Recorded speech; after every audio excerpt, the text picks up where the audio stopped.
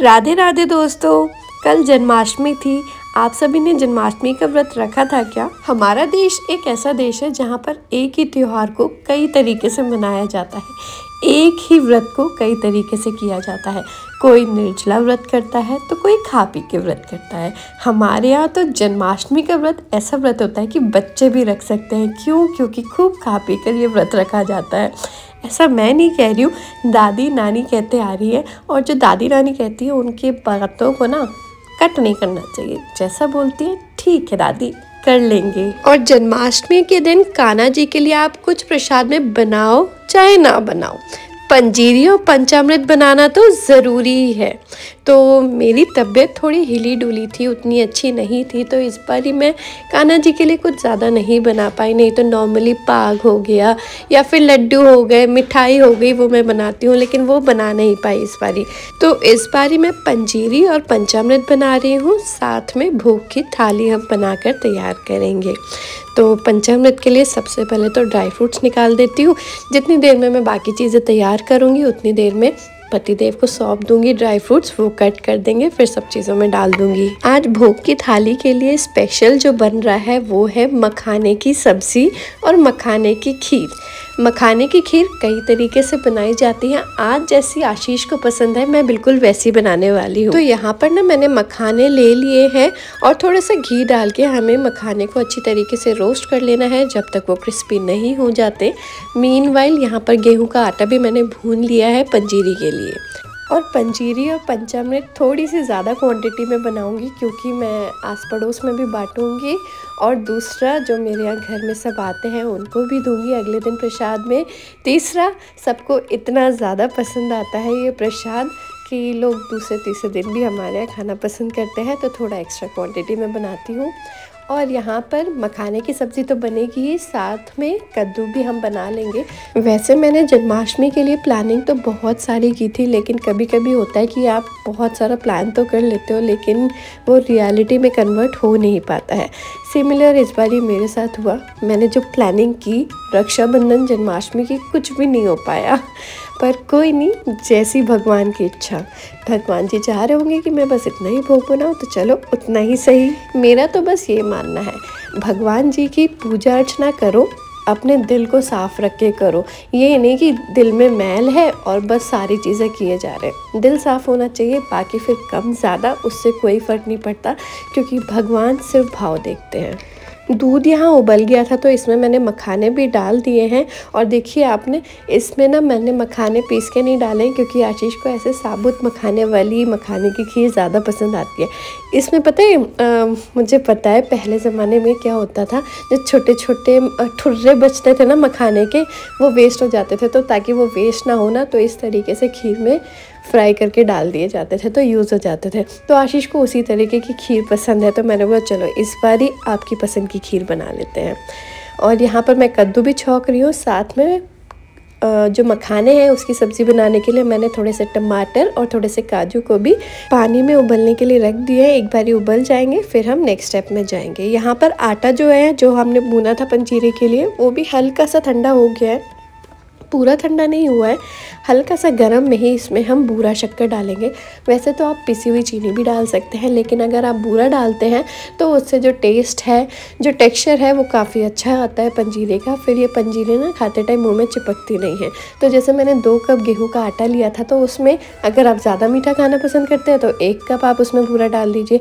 Otherwise अगर कम मीठा खाना पसंद करते हैं तो आधा कप डालिए, नहीं तो बीच का 3/4 कप डाल दीजिए। आज रायते में मैंने सोचा बूंदी का रायता नहीं बनाती हूँ, आज खीरे का रायता बनाती हूँ। तो खीरे का रायता काफ़ी ज़्यादा रिफ्रेशिंग लगता है, तो बस खीरा ग्रेट कर लिया था। चलिए अब मखाने की सब्ज़ी में हम छौंक लगा लेते हैं। तो एक कढ़ाई में मैं सरसों का तेल ले रही हूँ। हमारे यहाँ जो जन्माष्टमी का व्रत होता है पूरे दिन, मतलब ऐसा आप फलाहार खा सकते हो, और रात के टाइम जब पूजा हो जाती है उसके बाद आप बिना लहसुन प्याज का खाना खा सकते हो।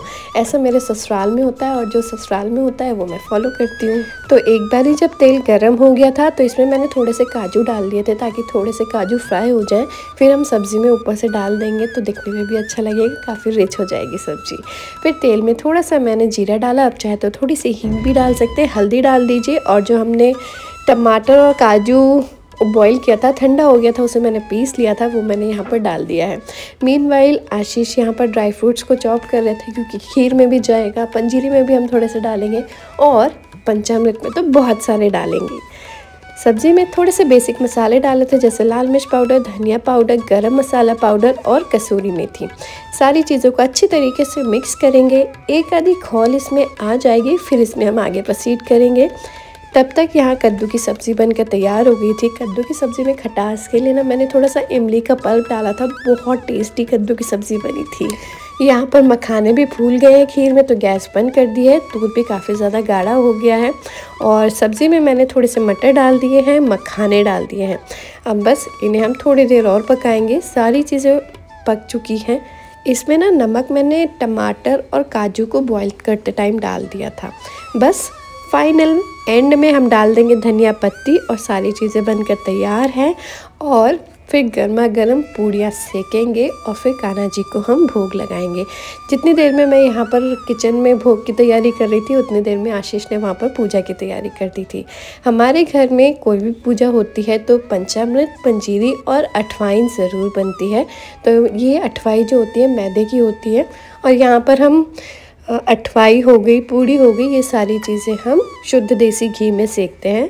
तो बस यहाँ पर मैंने अठवाई भी सेक ली है। हल्की सी गोल्डन ब्राउन करनी होती है, इसके लिए मैदा जो है बिल्कुल कड़क गूँथना होता है, ताकि आपकी ये जो अठवाई हो वो अच्छी क्रिस्पी बने।